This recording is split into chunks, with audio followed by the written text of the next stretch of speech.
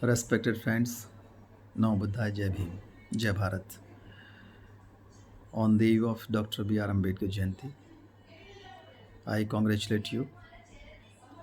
This year we are celebrating this Jayanti in a very different manner. Earlier we used to organize grand programs and very large gatherings were there.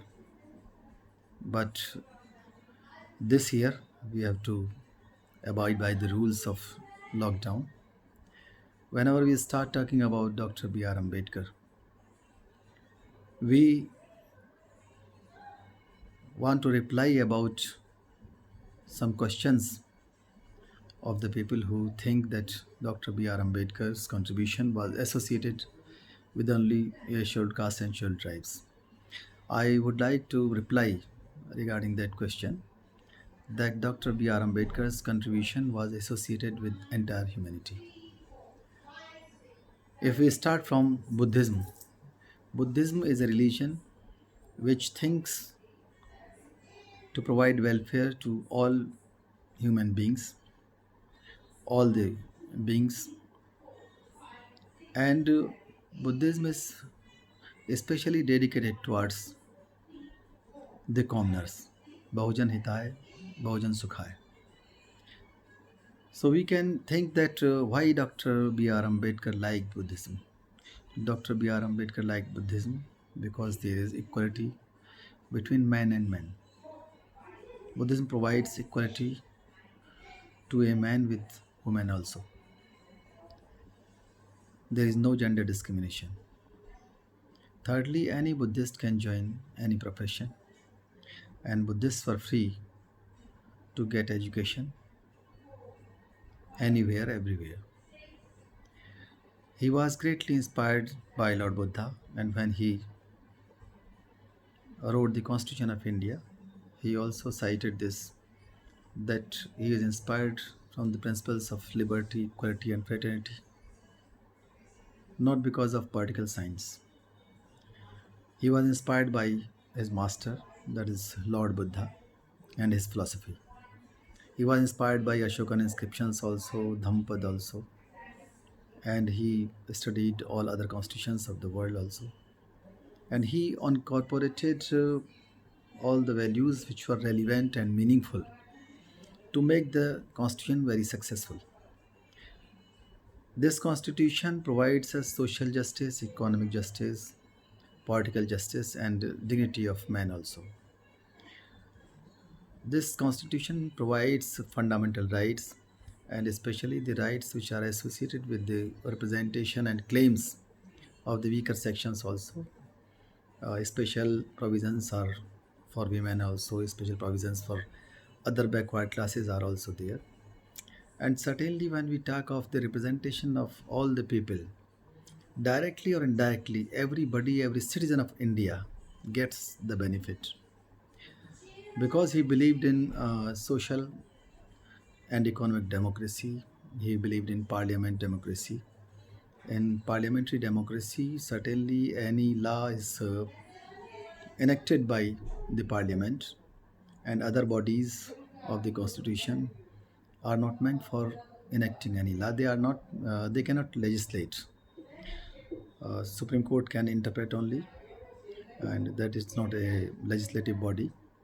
Whenever there is any question regarding the democracy or any question regarding the role of Supreme Court or role of Parliament, Dr. Ambedkar's thoughts are very relevant. We should go there and we should go through the Constitution as well as the thoughts of Dr. B.R. Ambedkar to clarify his vision and mission regarding the rights of men, whether it is the matter of fundamental rights, the active principles of state policy, or Article 332 or 335, where the claims of scheduled caste are being taken care of. The right to vote in Article 326 is very important right. And if we can think that everybody is very powerful and one can change the government after every 5 years through elections, it is the power of Article 326 in the hands of the commoners. Dr. B.R. Ambedkar emphasized that social and economic democracy is more important than political democracy.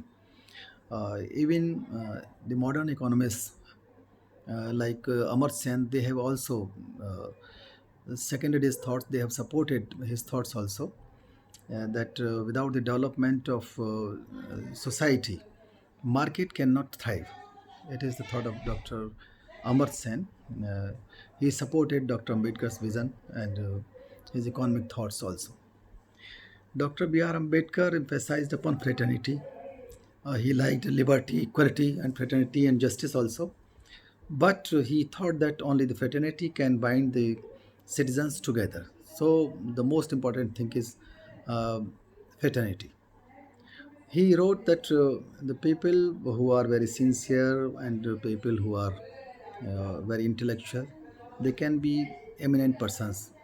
But only those persons are great who can change the social dynamics and who work just like scavengers or safai karmcharis in the society, who do away with the wrongs of the society, who cleans the society. They work like scavengers. They are really great. They are sincere also. They have intellect also, but they use intellect to cleanse the society. That is why they are great men. He never liked hero worship because hero worship or the tyranny of majority can do havoc with the democracy also. So he knew very well that through hero worship, uh, people surrender, people surrender their rights, and their heroes can damage their future also. And whenever he thought about judiciary, he believed in the independence of judiciary. But his constitutionalism clarifies this thing that if constitution is not there, if constitutional morality is not there, certainly the parliament will be high-ended, and that will legislate on any sphere of its citizens, or Supreme Court will be free, or the executive will be free, police will be free. All these institutions, all these bodies are controlled by constitutional morality or by a written constitution. That is why he was a very good advocate of the constitution. uh, he wanted the welfare of labor also. He knew that in this country, dignity of labor is not there because the division of laborers is there. That is why he believed that labor welfare laws should be focused. Also, he was a true nationalist. Whenever he talked about nationalism, he said that I am first Buddhist and Buddhist last also. There is no place for any other loyalty, and his faith was in nationalism. He was a nationalist thorough and thorough, and he believed that by educating and by organizing and by agitating, the things may be very much reformed. He believed in an ideal society, which ideal society may be uh, full of liberty, equality, and fraternity, and the ideal society must be based on reason, and it should not ennoble poverty also. Uh, and if scientific temperament is there, and if the society believes in its dynamic form, certainly the people or the country will be benefited. He also preached payback to society. Our literate persons, our educated people, our officers, our employees, our leaders, if they do not believe in payback to society, the society cannot be reconstructed. That is why he preached payback to society, and all of us who are, especially who are getting the benefit of representation of the Constitution of India, they should pay at least their 5% income to the commoners for their welfare, for their education.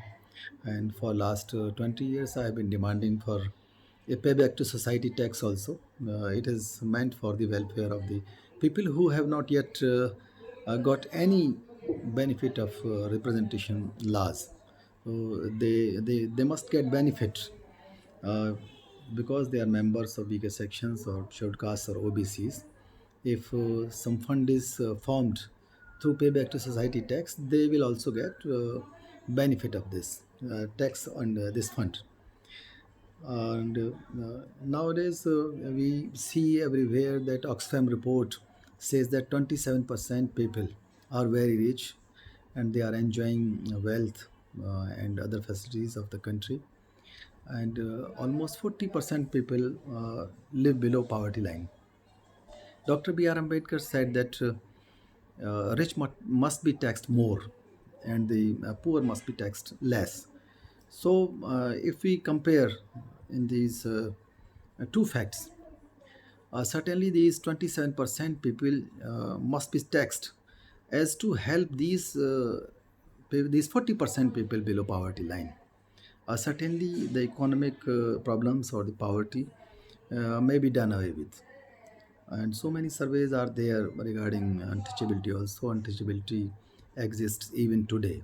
When the Vibrant Summit in 2015 was there, its chairman also said that India's progress is hindered by the concept of caste.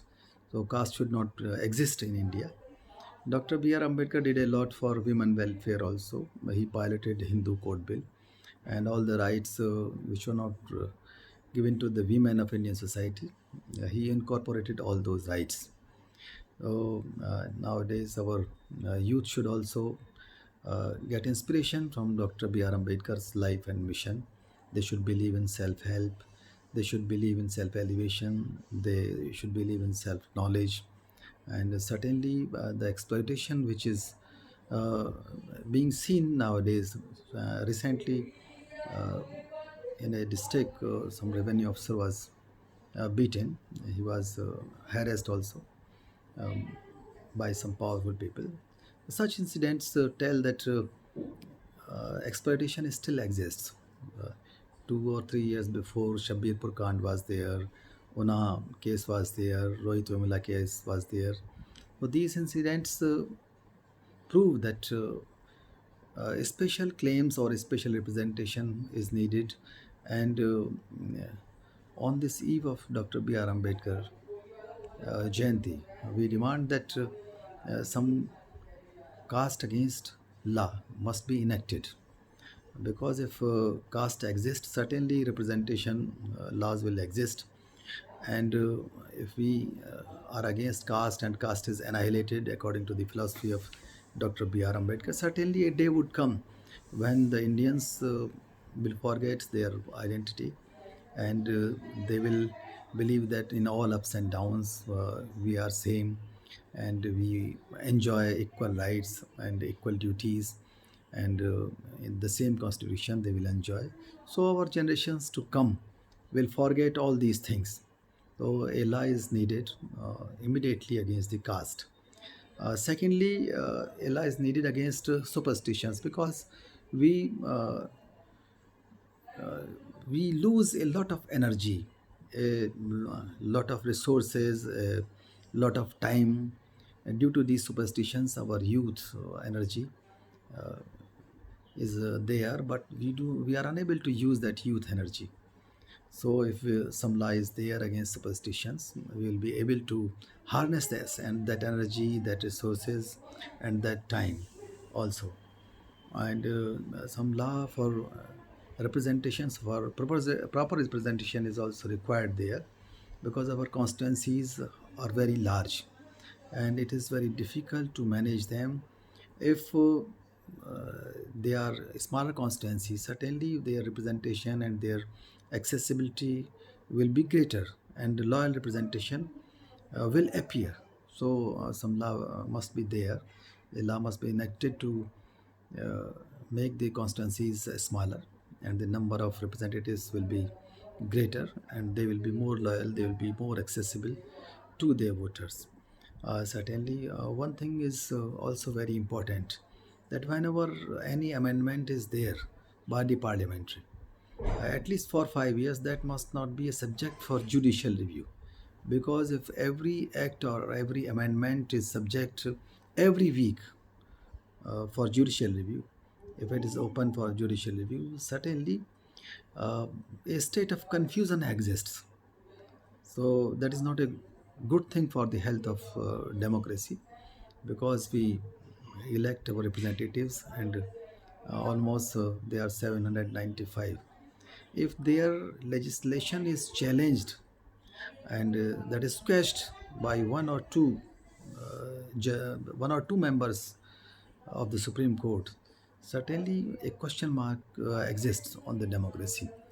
That a number of members of parliament are ready to make a law, to enact a law, but one or two members of judiciary, they question this law. Is questionable thing. Certainly a debate should be there, and a law should be there to control the post amendment decisions. And again and again, I congratulate on this eve of Dr. B.R. Ambedkar Jayanti. Very soon after victory over the Corona COVID 19, we will be able to celebrate this Jayanti in a very beautiful manner.